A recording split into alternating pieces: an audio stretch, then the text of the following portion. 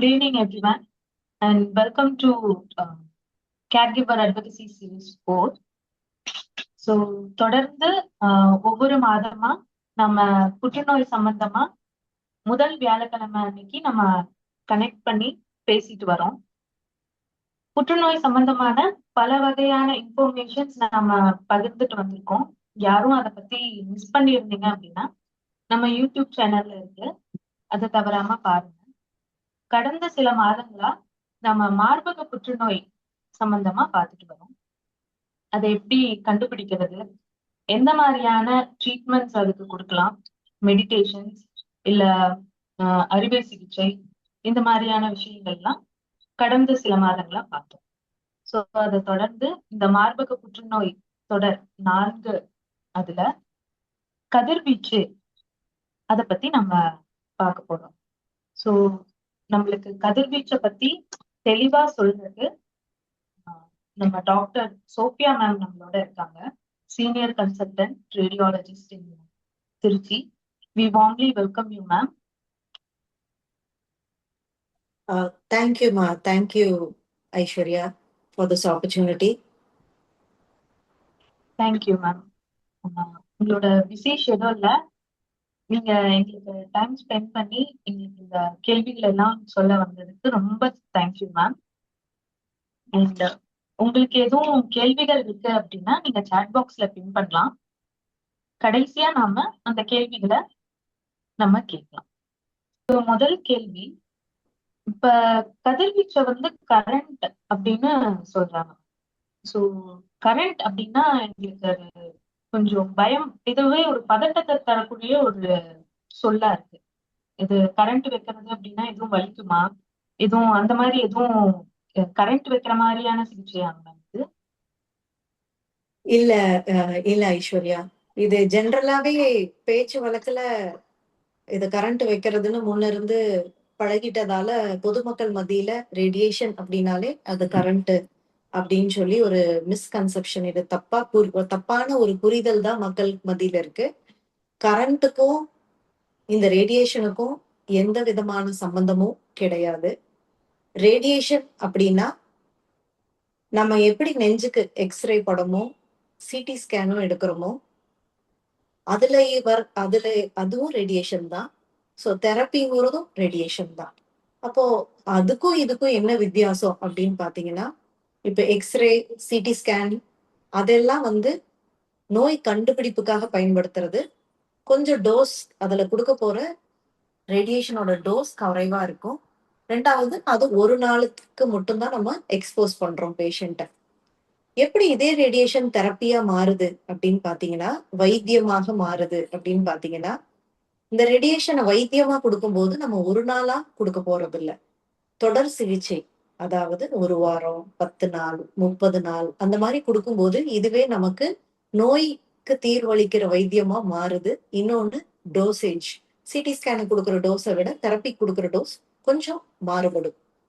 ரெண்டுமே ரேடியேஷன் தான். எப்படி சிடி ஸ்கேனுக்கும் எக்ஸ்ரேக்கும் ஒரு அச்சம் இல்லாம நம்ம போய் நம்மளை உட்படுத்திக்கிட்டு நோயை கண்டறியறோமோ, அது போலவே நாம இந்த ரேடியேஷனுங்கிற சிகிச்சைக்கும் நம்மளை உட்படுத்திக்கிட்டு நோயிலிருந்து விடுபடுறதுக்கு தான் முயற்சிக்கணுமே ஒழிய இதை பத்தின பயமே தேவையில்லை. நம்ம வீட்டுல உபயோகப்படுத்துற கரண்ட்டுக்கும் தெரப்பியில கொடுக்குற ரேடியேஷனுக்கும் எந்த சம்பந்தமும் கிடையாது Aishwarya. Okay okay ma'am. So மக்களுக்கு மத்தியில இந்த இருக்கிற குழப்பத்தை தெளிவா சொன்னீங்க மேம். அதே போல இப்ப சர்ஜரி அண்ட் கீமோ, இப்ப மார்பக புற்றுநோய் இருக்கிறவங்களுக்கு சர்ஜரி அண்ட் கீமோ கொடுத்துட்றாங்க மேம். அது கடைசியில தான் ரேடியேஷன் வர மாதிரி இருக்கு. இப்ப அது நம்மளுக்கு கண்டிப்பா ரேடியேஷன் வச்சே ஆகணுமாங்க மேம்? ஓகே, இப்போ எல்லா புற்றுநோய்க்கும் பாத்தீங்கன்னா ரொம்ப ஆரம்ப நிலையில கண்டுபிடிக்கிற ஒரு சில புற்றுநோயை தவிர மத்த எல்லா புற்றுநோய்க்குமே கிட்டத்தட்ட நம்ம டயக்னோஸ் பண்ற பேஷண்ட்ஸ்ல 195 பேருக்கு மல்டி மொடாலிட்டி ட்ரீட்மெண்ட், அதாவது பல முனை சிகிச்சை இல்ல பன்முனை சிகிச்சைன்னு சொல்லலாம். ஒரு சிகிச்சையில குணப்படுத்துற நோய் இது கிடையாது. மேபி ஒரு 100ல ஒரு 5% மட்டும்தான், அதுவும் ஏர்லி ஸ்டேஜ்ல இருக்கிற குறிப்பிட்ட சில புற்றுநோய்களுக்கு மட்டும்தான் ஒரே சிகிச்சையில தீர்வு இருக்கு நமக்கு.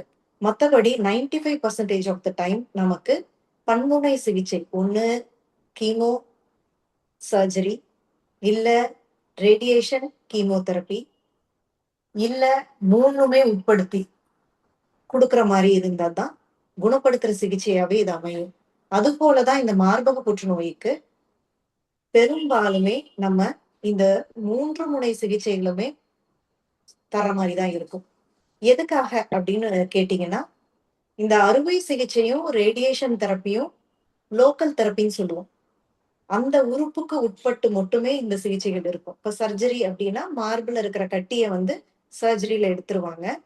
ரேடியேஷன் என்ன பண்ணும், அந்த மார்பு எடுத்த கட்டி போக மிச்ச திசுக்கள் இருக்கு இல்லையா அந்த மார்புல, அதுல ஏதேனும் இந்த நோயோட வேர் இருந்தா, அதுக்கான வேர் சிகிச்சையா ரேடியேஷன் அமையும். அப்ப எதுக்கு கீமோ அப்படின்னு பார்த்தீங்கன்னா, கீமோ வந்து சிஸ்டமிக் தெரப்பின்னு சொல்லுவோம். லோக்கலா இருக்கிற டிசீஸ வந்து ரேடியேஷன் சர்ஜரி பார்த்துக்கிற மாரி, வேற எங்கேயும் நோய் பரவாம இருக்கிற தடுப்பு சிகிச்சையா இந்த கீமோதெரப்பி அமையும். சோ இந்த 3யும் கம்பைன் பண்ணும்போது தான் நோய் மார்பிலையும் கண்ட்ரோல் ஆகும். மார்பிலையும் திரும்பி வராம இருக்க ரேடியேஷனும் குடுக்கணும். வேற இடங்களுக்கு பரவாம இருக்கிறதுக்கும் கீமோ இல்ல டார்கெட்டட் தெரப்பியும் இணைச்சு குடுக்குற மாரி இருக்கும். இப்படி சிகிச்சைகளை இணைக்கும் பொழுதுதான் முழுமையாவே இது திரும்பி வராத அளவுக்கு நம்ம குணப்படுத்துற சிகிச்சையா இத வழங்க முடியும். சோ ரேடியேஷன் அவசியம் குடுக்குற மாரி தான் இருக்கும். ஓகேங்க மேம். இப்ப இந்த ரேடியேஷன் ஒருத்தங்களுக்கு வேணும் அப்படிங்கறத நம்ம எப்படி பிளான் பண்றீங்க மேம்? ரேடியேஷன் எப்படி யாருக்கு வேணுங்கிறது நம்ம மெயினா என்ன ஸ்டேஜ்ல வர்றாங்க அப்படிங்கிறத பொறுத்து தான். நம்மகிட்ட வரும்போதே பேஷண்ட் கொஞ்சம் அட்வான்ஸ் ஸ்டேஜ், அதாவது 3வது, 4ஆம் நிலை புற்றுநோயில வந்தாலோ, இல்ல ஆரம்ப நிலையா இருந்து அதாவது முதல் ஃபர்ஸ்ட் அண்ட் செகண்ட் ஸ்டேஜ்க்குள்ள இருந்தாலுமே சில நேரங்கள்ல அதாவது மார்பே ரிமூவ் பண்ணாம, வெறுமனே நம்ம கட்டிய எடுத்துட்டு மார்ப பிரிசர்வ் பண்ணும்போது, பிரஸ்ட் கன்சர்வேஷன்னு சொல்லுவோம். இப்போதைக்கு ரெக்கமெண்டட் ட்ரீட்மெண்ட்டுமே அதுதான். இந்த உறுப்ப அகற்றணுங்கிற அவசியமே இல்ல. சோ மார்ப நம்ம பிரிசர்வ் பண்ணி கட்டிய மட்டும் எடுக்கிற பட்சத்துல, மிச்சம் இருக்கிற திசுக்களுக்கு நம்ம ரேடியேஷன் குடுக்கணும். சோ ஆரம்ப நிலையா இருந்தாலும், பல நேரங்கள்ல இந்த உறுப்ப காப்பாற்றும் பொருட்டு ரேடியேஷன் தேவைப்படுது. உறுப்பையே அகற்றினா கூட அட்வான்ஸ் ஸ்டேஜ்ல வர்ற பேஷண்ட்ஸுக்கு 3ஆம், 4ஆம் நிலையில இருக்கிற பேஷண்ட்டுக்கு ரேடியேஷன் குடுக்குற மாரி வரும். Okay ma'am. இப்ப சில பேத்துக்கு வந்து 15 நாள் ரேடியேஷன் அந்த மாரி இருக்கும் மேம்.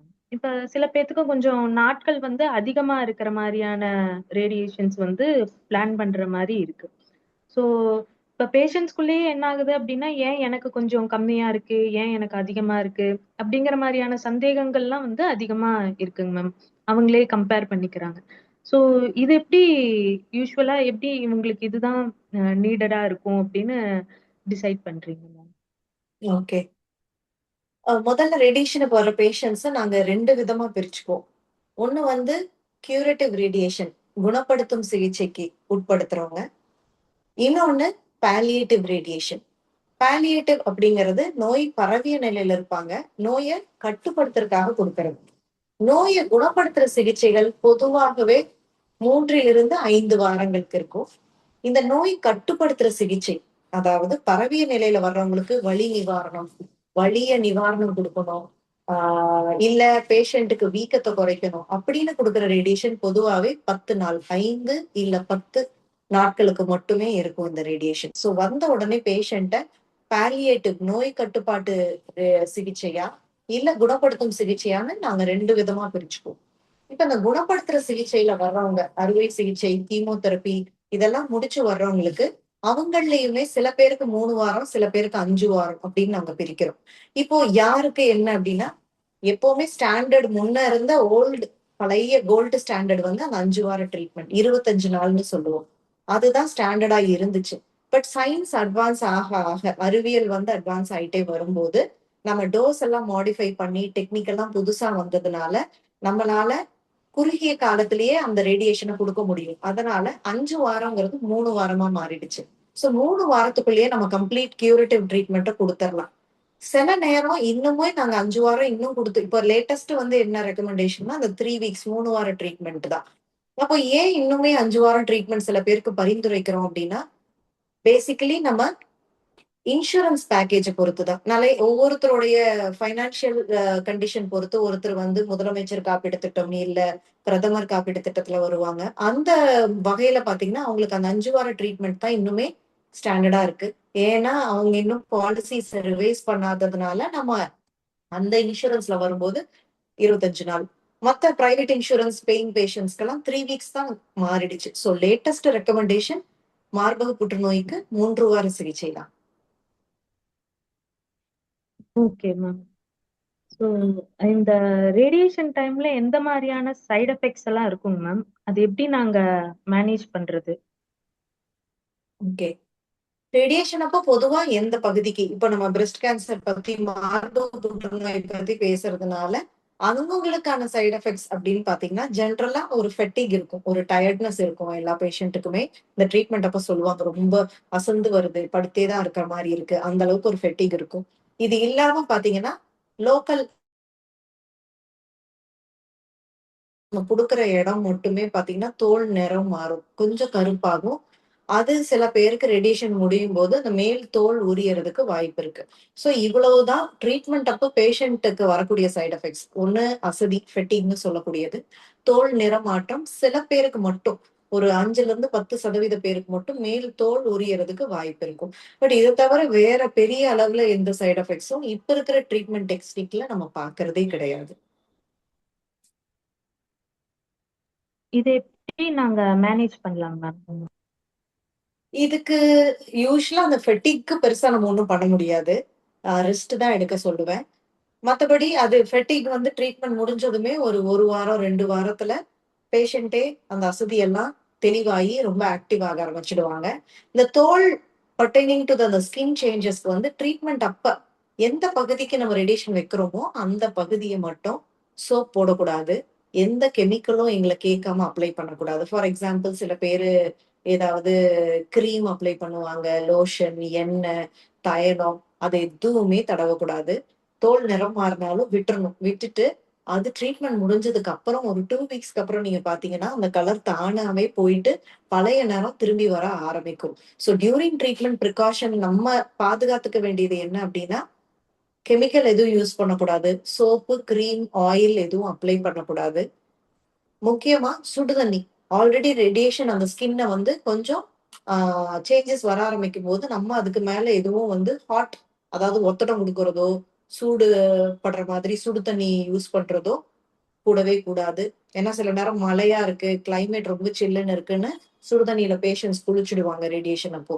அதுவுமே கொஞ்சம் ஸ்கின்ன வந்து இன்னும் ஹார்ம் பண்ணும். ரொம்ப கெடுதல் உண்டாக்கும். அதனால ரேடியேஷன் அப்போ மட்டும் ஹாட் வாட்டர்ல குளிக்கிறத அவாய்ட் பண்ணிறணும். கெமிக்கல்ஸ் அப்ளை பண்றத அவாய்ட் பண்ணிக்கணும். அதே மாரி இன்னும் ஒரு முக்கியமான விஷயம், டைட் கிளாத்திங் போடக்கூடாது. எந்த பகுதிக்கு நம்ம ரேடியேஷன் ஃபார் எக்ஸாம்பிள் பிரஸ்ட்க்கு ரேடியேஷன் அப்படின்னா, மார்புக்கு அவங்க டைட்டான ஒரு ஜாக்கெட்டோ, உள் சட்டையோ யூஸ் பண்ணாம, ரொம்ப தளர்வான துணிகள், காற்றோட்டமான துணி யூஸ் பண்றது உகந்தது. Okay ma'am. இப்ப டார்கெட்டட் தெரப்பி அண்ட் ரேடியேஷன் இதெல்லாம் கம்பைன் பண்ணி வரலாம் அப்படிங்கிறது சொல்லியிருந்தீங்க மேம். ஸோ அதுல இதே மாதிரியான பக்க விளைவுகள் நாங்க எதிர்பார்க்கலாங்களா? இல்ல அதுல பக்க விளைவுகள் கொஞ்சம் அதிகமா இருக்குங்களா மேம்? அதிகமா இருக்காது. ஏன்னா, யூசுவலா டியூரிங் ரேடியேஷன் வந்து நம்ம குடுக்க போறது ஒண்ணு டேப்லெட்ஸா இருக்கும். இல்ல இம்யூனோ தெரப்பின்னு சொல்ற டார்கெட்டட் தெரப்பியா இருக்கும். அது எல்லாமே ரொம்ப மைல்டு ஆ டோசேஜ் அண்ட் ட்ரக்ஸ் தான். அதுல பெரிசா சைட் எஃபெக்ட் இருக்காது. 2யும் கம்பைன் பண்ணி குடுக்கும்போது, அதாவது ரேடியேஷன் அப்போ நான் இம்யூனோ தெரப்பியும் எடுத்துக்கலாமா? எனக்கு பெருசா எதுவும் சைட் எஃபெக்ட் வருமான்னா, கண்டிப்பா வராது. ரேடியேஷன் இஸ் டோட்டலா ஒரு லோக்கல் தெரப்பி.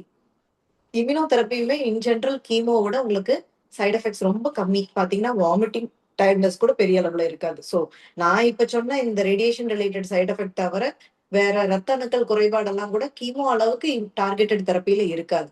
ஸோ, பயப்படாம ரேடியேஷன் அப்பவும் உங்களுக்கு டார்கெட்டட் தெரப்பிக்கு டியூ டேட் இருந்தா, அந்தந்த டேட்ல எடுத்துக்கணும்.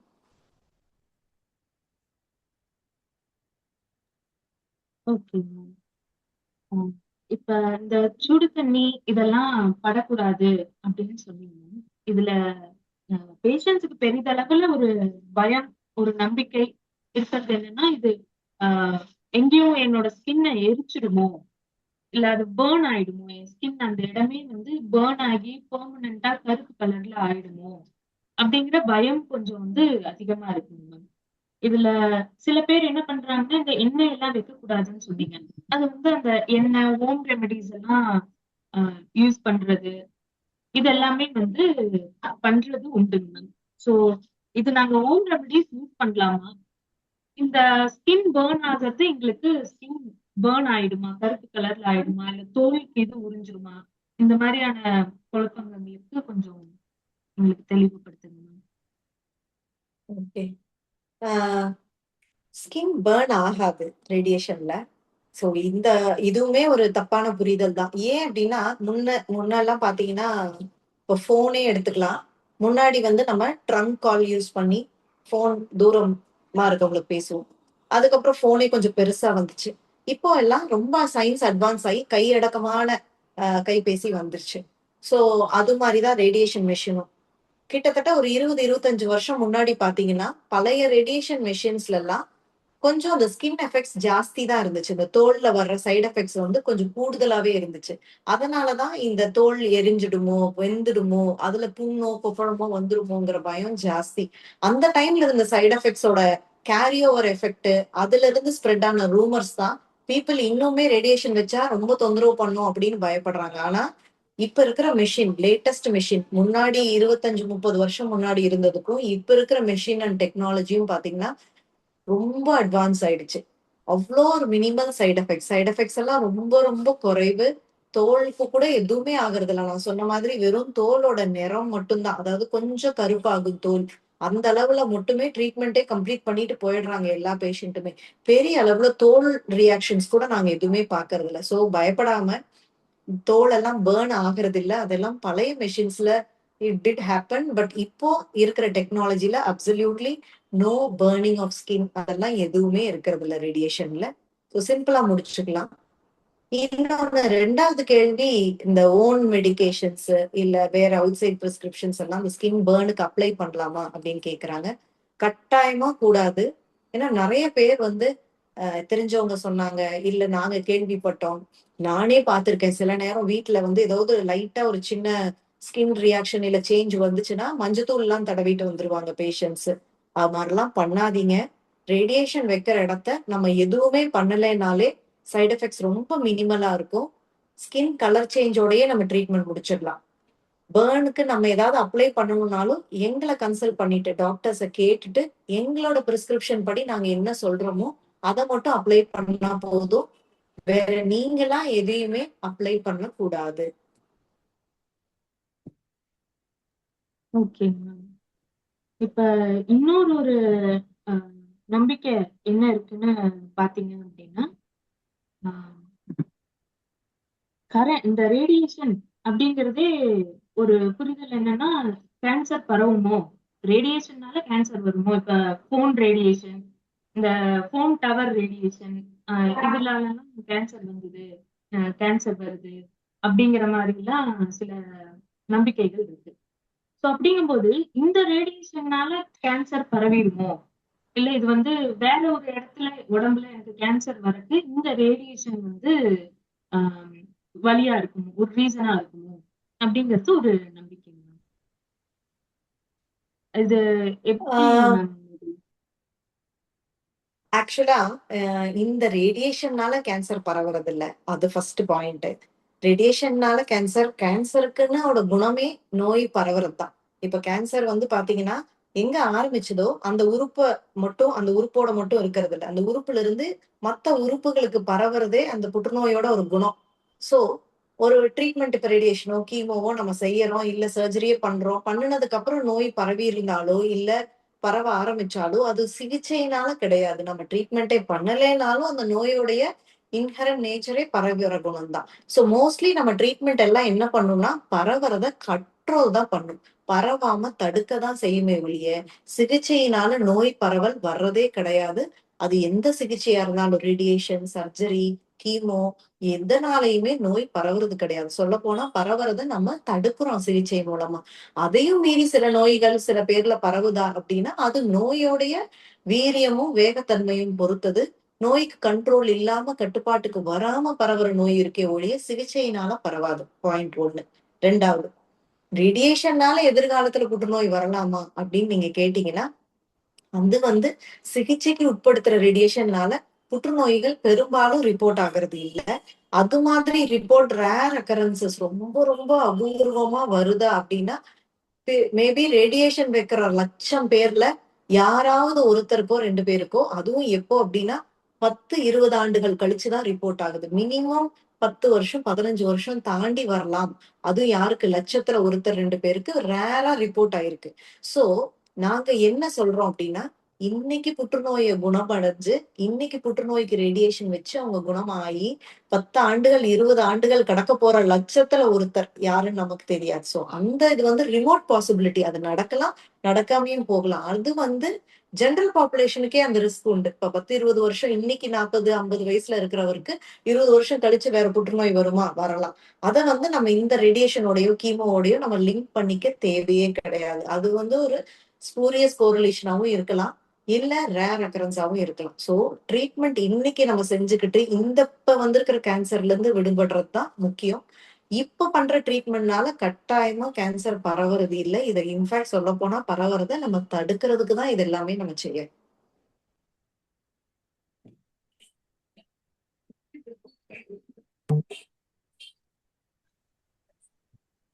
Aishwarya, you have to unmute and speak, ma. Hello? Ma'am, am I audible? Audible. சொல்லுங்க. Yes, ma'am. So, நாங்க எந்த மாதிரியான டெய்லி ஆக்டிவிட்டிஸ் நாங்க செய்யலாம் மேம்? இந்த ட்ரீட்மெண்ட் டைம்லயும் சரி, எந்த மாதிரியான டயட் அண்ட் டெய்லி ஆக்டிவிட்டிஸ் நாங்க செய்யலாம் ட்ரீட்மெண்ட் டைம்ல? ஓகே. சோ இது காமனான டவுட் எல்லாருக்குமே. ஜெனரலா என்ன கேட்பாங்கன்னா, ட்ரீட்மெண்ட் அப்போ நாங்க என்ன மாதிரியான ஆக்டிவிட்டி செய்யலாம்? நான் சொன்ன மாரி ஃபர்ஸ்ட் சைட் எஃபெக்ட் இந்த ஃபெட்டிக் தான், டயர்ட்னஸ். ஜெனரலா பேஷண்ட் என்ன சொல்லுவாங்க நான் கேட்ட வரைக்கும்னா, வருவேன், ரேடியேஷன் வச்சுட்டு வீட்டுக்கு போனோனே நான் படுத்துருவேன். நான் பெருசா எந்த வேலையும் என்னால செய்ய முடியறதில்ல டாக்டர். ரொம்ப டயர்டா இருக்கு அப்படிம்பாங்க. இது இவங்க எல்லாருக்குமே இன்னொரு கம்ப்ளைண்ட் என்ன சொல்லுவாங்கன்னா, பசிக்கல. ரேடியேஷன் அப்ப எனக்கு பசிக்கல அப்படிம்பாங்க. நான் என்ன சொல்லுவேன்? ஃபெட்டிக் வருது, டயர்டா இருக்குன்னு போய் படுக்காதீங்க. ஏதாவது கொஞ்சம் சின்ன வேலைகள் உங்களால முடிஞ்சது. இல்ல சும்மா ஒரு நடக்கிறது. அவங்களோட வீட்டு ஹால்லயோ, முற்றத்திலயோ ஒரு 5, 10 நிமிஷம் இப்படி நடக்கிறது ஒரு மாரியான ஒரு சின்ன ஆக்டிவிட்டீஸ டெய்லியும் செஞ்சாதான் நமக்கு பசிக்கும். இப்ப காலையில சாப்பிடுறோம், எந்த வேலையும் செய்யல, மத்தியானம் பசிக்குமானா பசிக்காது. சோ பசிக்கலைங்கிறதே மேஜர் கம்ப்ளைண்டா இருக்கும் ரேடியேஷன் அப்போ. நான் சொல்றது சின்ன சின்ன ஆக்டிவிட்டீஸ் எல்லாருமே எந்த பகுதிக்கு ரேடியேஷன் வைக்கிறவங்களா இருந்தாலும் சின்ன சின்ன ஆக்டிவிட்டீஸ் ஒரு 10 மினிட்ஸ் மார்னிங் வாக்கிங் பிரிஸ்கா, அதே மாதிரி ஆஃப்டர்நூன் இல்ல ஈவினிங் டைம் ரிலாக்ஸ்டா இருக்கும்போது வீட்டுக்குள்ளேயே கூட வெயில் இல்லாம வீட்டுக்குள்ளேயே கூட அவங்க ஒரு 10 to 15 மினிட்ஸ் நடந்தாங்கனாலே அடுத்த வேலைக்கு டைஜஸ்ட் ஆகி உங்களுக்கு பசி எடுக்க ஆரம்பிக்கும். ஸோ ஸ்மால் பிசிக்கல் ஆக்டிவிட்டி, சின்ன சின்ன எக்ஸசைசஸ் மேண்டேட்ரியா டெய்லியும் செய்யணும் அப்படிங்கிறது என்னோட ரெக்கமெண்டேஷன். சாப்பாடு, உணவு என்ன எடுத்துக்கலாம் அப்படின்னா பர்டிகுலரா எந்த ரெக்கமெண்டேஷனும் இல்ல. அதாவது பத்தியம் கிடையாது. இது சாப்பிடாதீங்க, அதை சாப்பிடாதீங்கன்னு எதுவுமே ஒரு ரெக்கமெண்டேஷன் இல்ல. ரேடியேஷன் அப்போ நீங்க உங்க விருப்பம் போல என்ன வேணுமோ சாப்பிடலாம். ஆனா சாப்பிட முடியலங்கிறவங்க டயட் குறையாம பாத்துக்கணும். அதுக்கு என்ன பண்ணணும்னா ஃப்ரீக்வெண்ட் ஸ்மால் மீல், அடிக்கடி கொஞ்சம் கொஞ்சமா சாப்பிட பாருங்க. இப்ப நம்ம 3 வேளை சாப்பிடுறோம். இவ்வளவு சாப்பிடுவேன் டாக்டர் அப்படிங்கிறவங்க அளவு குறைஞ்சிருச்சு. அதுக்கு எப்படி நம்ம ஈடு கொடுத்துக்கிறதுனா 3 வேளைக்கு பதிலா 5 வேளையா.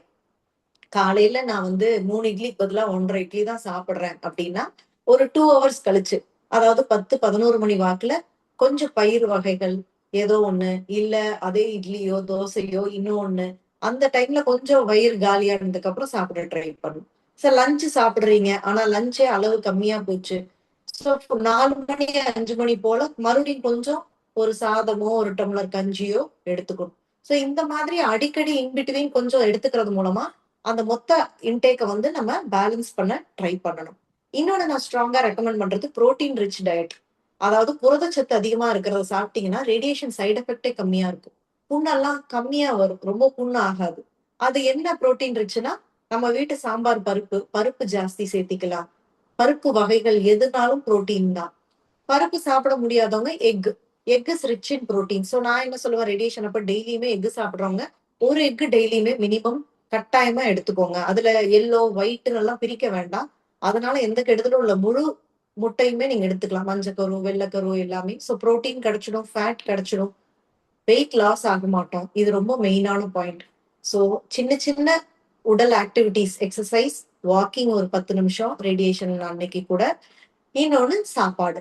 இத மட்டும் நீங்க கரெக்டான சரிவிகிதத்துல எடுத்துக்கிற மாதிரி பார்த்துக்கணும்.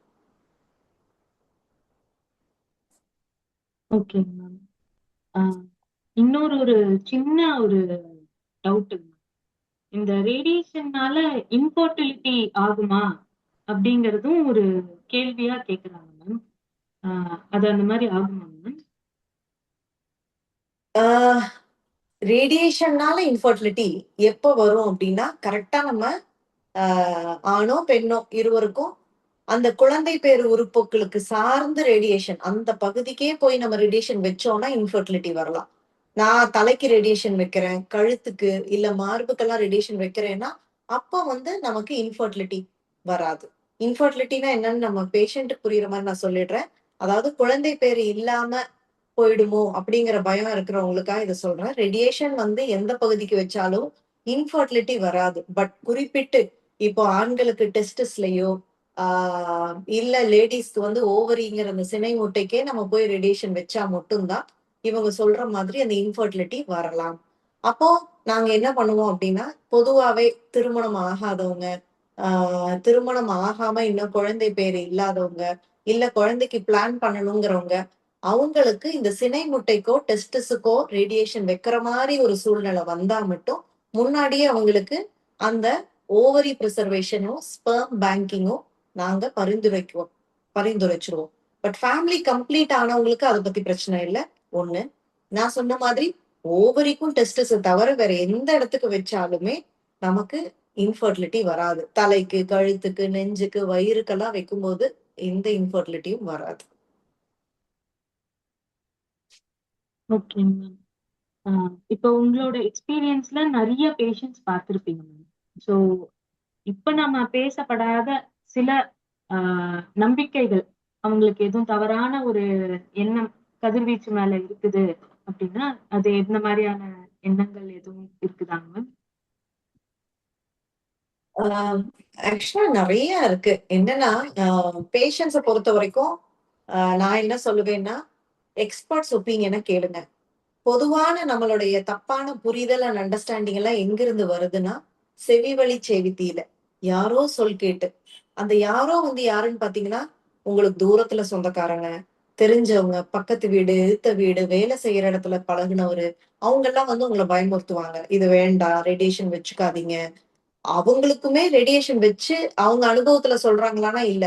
அந்த சொல்ற பர்சனே இன்னொரு தேர்ட் பர்சன் மூலமா எனக்கு தெரிஞ்ச தூரத்துல ஒருத்தவங்களுக்கு வச்சாங்க, அவங்க இந்த மாதிரி எல்லாம் ஒரு ஃபீட்பேக் கொடுத்தாங்க. அப்படி இது வந்து கிட்டத்தட்ட ஒரு 4 செவி, 5வது செவி தாண்டி இந்த செவி வழியா 4வது பர்சன், 5வது பர்சன் வந்து ரீச் ஆகும்போது செய்திகள் திரிஞ்சு வந்து சேரும்.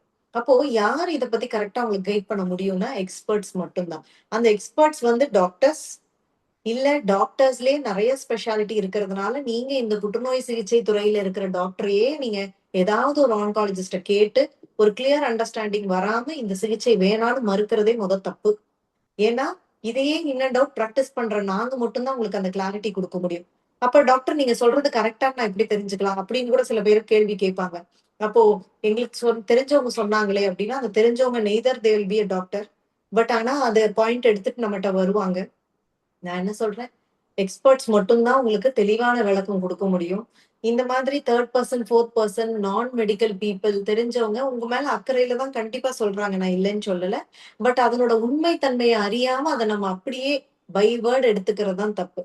சோ அது மாதிரி வந்ததுதான் நீங்க கேட்ட கேள்வி எல்லாம். ரேடியேஷன்னா கரண்ட் வைக்கிறதா, கரண்டே வைப்பாங்களா, இதை வச்சுக்கலாமா, இதை வேண்டாமா, இதனால எனக்கு ஏதாவது ஆயிடுமா டாக்டர்னு பயப்படுறவங்க தான் ரொம்ப ஜாஸ்தி. ஸோ ஃபர்ஸ்ட் வந்த உடனே இதை நீங்க ஏன் செஞ்சுக்கணும், இதனோட அவசியம் என்ன அப்படின்னு அந்த பேஷண்டோட ட்ரஸ்ட்டை கெயின் பண்றதுலயே அவுட் ஆஃப் 100 பேஷண்ட்ல 50 பேஷண்ட் பாதிக்கு பாதி பேருக்கு அந்த கெயின் பண்றதே எங்களுக்கு ரொம்ப கஷ்டமா இருக்கும். ஸோ அந்த அளவுக்கான ஒரு மித்து, தவறான புரிதல் வந்து பப்ளிக்ல ரொம்ப காமனா இருக்கு. இதுதான் அதுதான் இல்ல Aishwarya.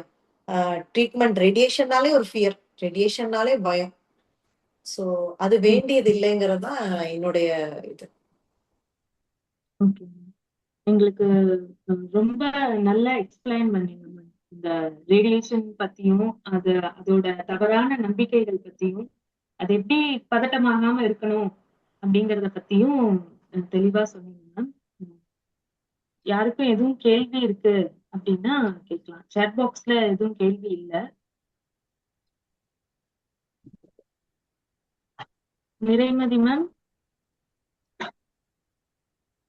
I don't have any questions. Doctor, if you have any additional வேற ஏதாவது உங்களுக்கு additional points இருந்தாலும் you can share, doctor. Okay ma'am.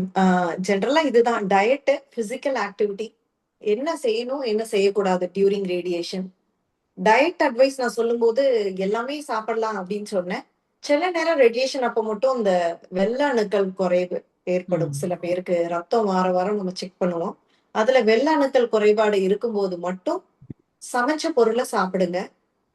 Raw food, அதாவது ஈவன் ஃப்ரூட்ஸே கூட, ஜூஸா இருக்கட்டும் ஃப்ரூட்ஸா இருக்கட்டும், அது மட்டும் அந்த அணுக்கள் குறைபாடு இருந்தா எடுத்துக்க வேண்டாம். சமைச்சது சாப்பிடுங்க. மற்ற நேரங்கள் அணுக்கள் கூடி வந்துருச்சு, சரியாயிடுச்சுன்னா நம்ம நார்மல் டயட் எப்பவும் போல எல்லாமே இன்க்ளூட் பண்ணிக்கலாம். ஸோ இது ஒரு அடிஷ்னலா நான் சொல்லணும்னு நினைச்சது. அவ்வளவுதான் ma'am. Mostly Aishwarya is covered. Okay, good. Aishwarya, then you can conclude, ma. Yes, ma'am. Thank you, ma'am, for sharing all the doubts. எங்களுக்கு பேஷண்ட்டுக்கு அடிக்கடி இருக்கிற கேள்விகள் எல்லாமே, அதிகமான பயங்கள் வந்து பேஷண்ட்ஸ்க்கு இதுல ரேடியேஷன் மேல ரொம்ப அதிகமாவே இருக்கு. ஸோ அதை பத்தி தெளிவா எங்களுக்கு எல்லாமே எடுத்து சொன்னீங்க மேம். ரொம்ப பொறுமையா எங்களுக்கு புரியுற மாதிரி சொன்னீங்க. ரொம்ப தேங்க்ஸ் மேம். தேங்க்யூமா, தேங்க்யூ. Thank you so much. ரொம்ப தெளிவாகவும் எளிமையாகவும் சராசரி ஒரு காமன் மேனுக்கு புரியுற மாதிரி எக்ஸ்பிளைன் பண்ணீங்க டாக்டர். அதனால thank you so much for joining our session today. Thank you so much doctor. Thank you Aishwarya. Thank you, ma'am. Thank you, Sophia ma'am, and thank you very much ma'am for joining and ஒரு தெளிவான explanations கொடுத்தீங்க. Thank you ma'am. And அடுத்த மாசம் இதே மாதிரி முதல் வியாழக்கிழமை breast cancer பத்தின ஒரு புது சீரீஸோட உங்களை எல்லாத்தையும் மீட் பண்றோம். Thank you. Thank you so much. Thank you. Thank you.